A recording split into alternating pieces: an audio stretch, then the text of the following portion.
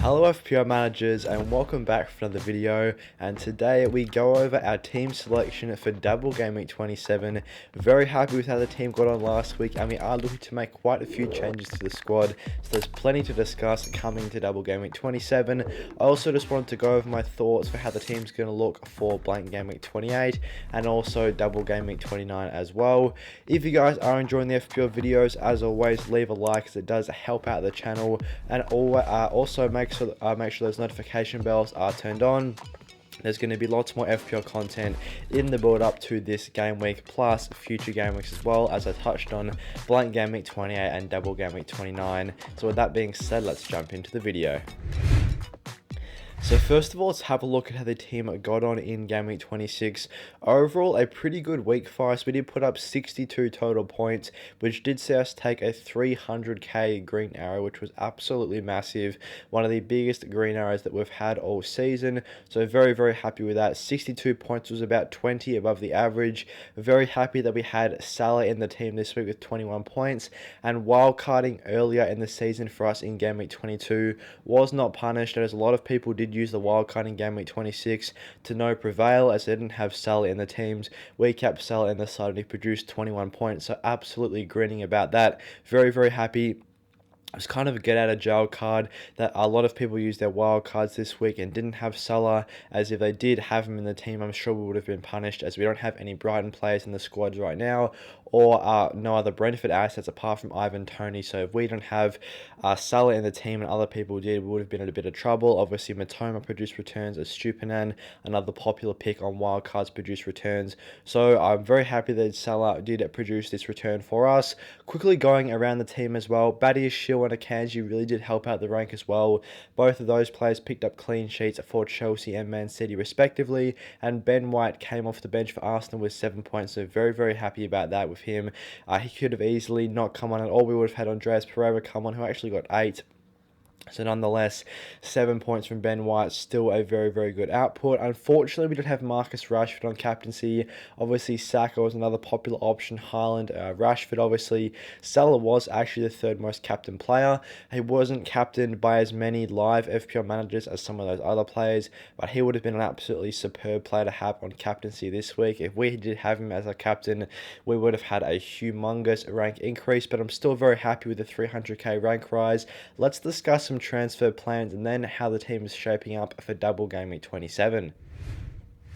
So first of all, we do have one free transfer saved up coming into Double Game Week 27, and this was an issue that we were going to be facing, or always going to be facing, coming into this part of the season, as obviously a lot of people have used their wildcard last week. The teams are a lot better set up for Game Week 27 than ours, so we have had to take some hits here, but that was obviously compensated by a huge score last week with Salah in the team. The first move we are looking to make is Mahrez to March. I could have gone for Matoma, but I think March's underlying numbers are just better. His expected goals and assists per 90 are higher than Matoma's. He's also attempted more assists and taken more shots than Matoma in the last 5 game weeks by quite a significant margin. His expected goals and assists are a lot higher as well. The only thing that he hasn't been able to outperform Matoma in is FPL points across the last 5. Matoma's put up about 38 compared to March's 20. So it's just a case of Matoma's chances and assists that he's creating just aren't quite being turned into FPL points, whereas Matoma's are. But I think March at 0.4 cheaper is the better pick. Way stronger underlying stats. He is more of a differential option. So I'm happy to bring in March to the side. Brighton have a great double this week, and I'm definitely looking to target Brighton assets, as they're a side in form, well, a couple of players in form especially, that I do want to go after, which does bring me to my second transfer, which is Akanji to Stupinan. This is also a move that I'm looking at really forward to making. Akanji was a player that was a rotation risk for some time now for Manchester City. We were able to capitalise on a clean sheet for him last week. Disappointed that he didn't get a clean sheet a couple of weeks ago against Bournemouth, but he was able to repay me this week. But he's a player on the chopping block as well. With Man City having Champions League fixtures coming up, there's going to be a high rotation risk in that side. And I think with Crystal Palace away this week for Man City, it's a good chance to move him out of the team. As outside of last week, Man City haven't actually picked up too many clean sheets since we brought Akanji into the team. So here's a player that I'm going to look at to get rid of for a Stupinan. A player that's picked up lots of clean sheets and assists, especially recently for Brighton. Brighton are a defence that have been in very, very good form. So Stupinan is coming in for Akanji. And the third move we're looking to make on a -8 currently is Bueno out for Rico Henry. Bueno obviously does have that hamstring injury for Wolves. Rico Henry looks like a great pick for Brentford, does have the highest expected assist stat out of any Brentford defender, and at just 4.5, a lot cheaper than the more popular Ben Mee, currently at 5.1, but his price could rise even further. I think Henry playing in a fullback position at 0.6 less is definitely a better value option, so I've gone with Rico Henry here. Obviously this is a -8, but all of these players do have a double game week, so assuming they play and receive 2 points in each of their double game week fixtures, we are making up the value of the transfer. If you do value every transfer at 4 points, even the free transfer that we made, we've made up all those transfer points, plus if they do get returns on top of that in any one of the two games, then we would have made a profit. So I'm pretty happy with the transfers that we're looking to make. Let's now have a look at some changes that we've made to the side, some players that have dropped to the bench for double game week 27. So here's how the team is currently set up. We have got a 3-4-3 formation going right now, but as you can see here, and I'm sure a lot of you guys as well, will have a fairly strong bench. We've got Ben White against Fulham away, which is a pretty good fixture. Andreas Pereira against Arsenal at home, which is also not a bad one from a Fulham attacking perspective. Obviously, Arsenal's defense has been really, really good, especially in recent game weeks. They have a very low expected goals conceded across their last 3 to 4 weeks. But saying that, though, Andreas did pick up 2 assists in his most recent match against Brentford, and he is quite good at home in producing attacking returns, so he's always a chance for points. And Badiashile, Leicester away, definitely isn't the worst fixture. Leicester's attack still has been pretty good this season, but not the worst fixture from a defensive perspective for Chelsea, especially after coming off a clean sheet last week. Saying that, though, we aren't going to use a bench boost. It could have been a good option at bench boosting game week 27 if we had a better bench, but the main game week we are looking to use the bench boost is game week 29. Once we bring in a few more players that are doubling, with a couple of transfers, this team could see quite a few players having a double in game week 29. And that is also one of the main reasons why I've opted to go for so many Brighton and Brentford players. As you can see here, currently 4 Brighton and Brentford players combined in the side. All those players do double in game week 29 again, so it does give me an extra incentive to use that bench boost in game week 29. Otherwise, looking around the squad, obviously Ramsdale's our goalkeeper, Fulham away this week. I've opted not to double up on Arsenal defence and instead go for Trippier as the third starting defender. Definitely could go for Ben White against Fulham away here, especially since he got a rest in terms of getting benched and coming on a bit later on in the game in Arsenal's most recent fixture, so he should have a good chance of starting. And of course, Arsenal do have a very low expected goals conceded over their last few games, so I think Ben White is definitely a viable option to have, especially double Arsenal defence could be a viable option. But I think Trippier's fixture of Wolves at home is just better. Wolves, a side that have really struggled in front of goal this season. Trippier probably has better attacking potential than Ben White, so I think Trippier is the better pick here with Wolves at home. And then the 2 new signings in Estupina and Rico Henry, with Leeds away, Crystal Palace at home for Estupina, and Everton and Southampton for Henry. A great chance for each of these defences to pick up at least 1 clean sheet in their double game week. Looking to the midfield, it's Rashford, Salah, and Odegaard with single game week fixtures. Odegaard could potentially be dropped to the bench as well if we wanted to start Badiashile or Andreas, but I think I'm going to stick with Odegaard starting here against that Fulham defence. And Rashford, obviously a great fixture, Southampton at home. Salah with Bournemouth away, another very, very good fixture. I'm really hoping that Salah can produce another big haul, as a lot of people have flocked to get him in. Obviously, people on the wildcard did choose Harry Kane, so if you've stuck with Harry Kane, I'm hoping Salah can punish you, as Salah is in our team, Kane isn't. As you can see here, we do have Watkins up top.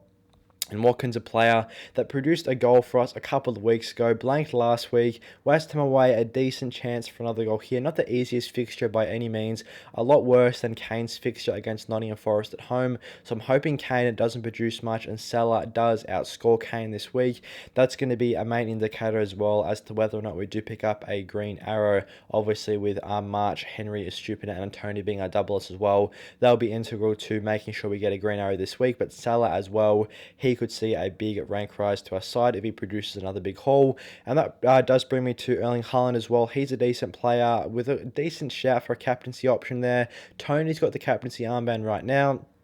Haaland did punish a couple of people in the previous game weeks when he did produce 10 points against Bournemouth, where there were some other double game week options that people chose to go for. So maybe you could look to go Haaland again on captaincy, even though it's a single game week. But for me, I've chosen to go with Tony. He's got Everton and Southampton both away.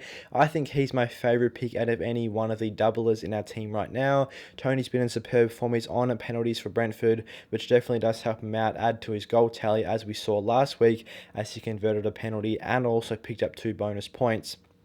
So that is a real source of FPL points for Tony. Obviously, Everton and Southampton's defences not been the strongest so far this season, so a great chance for Tony to pick up some goals, hopefully 1 goal, if not even more in his double game week. Estupinian, Henry and March, also all good options for captaincy, but I've opted to go for Tony as he's been a really good touch for Brentford with some good fixtures.